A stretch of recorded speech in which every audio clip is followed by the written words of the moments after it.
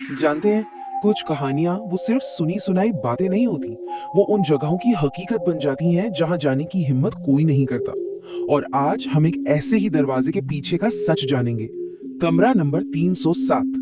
तो चलिए इस कहानी के उस अंधेरे में उतरते हैं जिसकी शुरुआत एक चेतावनी से होती है और अंत एक कभी न सुलझने वाले रहस्य पर।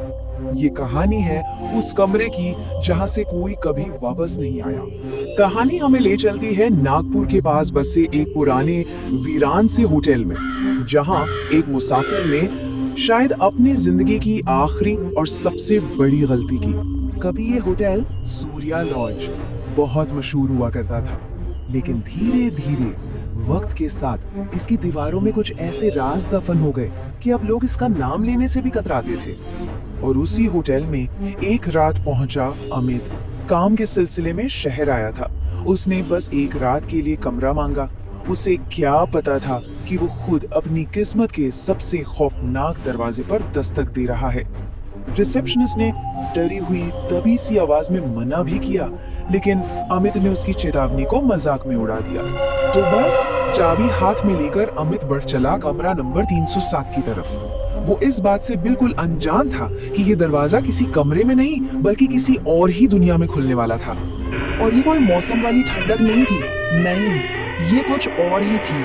हड्डियों को कंपा देने वाली एक ऐसी ठंड जो जैसे बाहर से नहीं बल्कि उस कमरे की दीवारों के अंदर से रिस रही थी।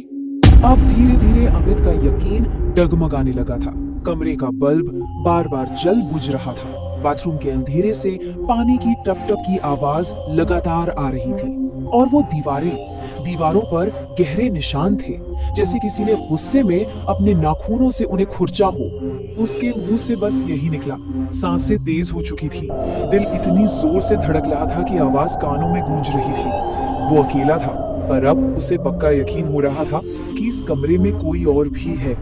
रात का गहरा सन्नाटा और उस सन्नाटे को चीरती हुई वो आवाज, बहुत धीमी लेकिन इतनी साफ कि अमित की रूह कांप गई। कौन हो सकता है इस वक्त? उसकी अपनी ही आवाज डर से कांप रही थी। उसने हिम्मत जुटाकर पूछा, लेकिन बाहर से कोई जवाब नहीं आया। सन्नाटा और भी ज्यादा भारी लगने लगा। उसने गहरी सांस ली। शायद ये बस उसका वहम था। गलियारा बिल्कुल खाली और खामोश था। उसने जैसे ही दरवाजा बंद करना चाहा, उसकी नजर फर्श पर पड़ी। और यही सबसे डरावनी बात थी। वो गीले पैरों के निशान बाहर से शुरू होकर बंद दरवाजे के नीचे से गुजरकर कमरे के अंदर आ रहे थे, जैसे कोई अभी अभी दरवाजे के आर पार होकर अंदर चला आया हो। पर वहां कोई नहीं था। अब डर वहम नहीं रहा, वो हकीकत बन चुका था। अमित कांपते हुए पीछे हटा और सीधा बिस्तर पर जाके बैठ गया। उसे महसूस हो रहा था जैसे किसी की ठंडी नजरें उसे घूर रही हैं। और तभी उसकी नजर सामने दीवार पर लगे आईने पर पड़ी। कमरे में तो वो अकेला था, लेकिन आईने में जो दिखा उसने उसकी सांसें ही रोक दी। आईने के अक्स में ठीक उसके पीछे एक औरत खड़ी थी। लंबे बिखरे हुए बाल, सफेद मुरझाया हुआ चेहरा और आंखें बिल्कुल काली थी, जैसे उनमें कोई जान ही ना हो। अमित अपनी पूरी ताकत लगाकर चिल्लाया। ये सवाल कम और एक खौफनाक चीख ज्यादा थी, जो उस कमरे के सन्नाटे में कहीं खो गई। उसने बिजली की तेजी से पलटकर पीछे देखा। कमरा खाली था, बिल्कुल खाली। उसके पीछे कोई नहीं था। एक पल को उसे लगा शायद उसका दिमाग ही उसके साथ खेल खेल रहा है। और यही सबसे खौफनाक हकीकत थी। वो चीज असल में नहीं, सिर्फ आईने में मौजूद थी। वो वहीं खड़ी थी, अपनी उन्हीं काली बेजान आंखों से उसे घूर रही थी। इससे पहले कि अमित कुछ समझ पाता, ठीक सामने की दीवार पर जैसे ताजे खून से शब्द उभरने लगे। एक एक करके अक्षर बने और एक पैगाम पूरा हुआ, जो उस अनचाहे मेहमान की मौजूदगी का ऐलान कर रहा था। उस रात के बाद अमित को फिर किसी ने नहीं देखा। अगली सुबह जब होटल का स्टाफ कमरे को देखने पहुंचा, तो दरवाजा अंदर से बंद था। दरवाजा अंदर से लॉक था, लेकिन जब उसे तोड़ा गया तो अंदर कोई नहीं मिला। कमरा बिल्कुल खाली था। अमित जैसे हवा में ही गायब हो गया हो। बस एक चीज थी जो बदल गई थी।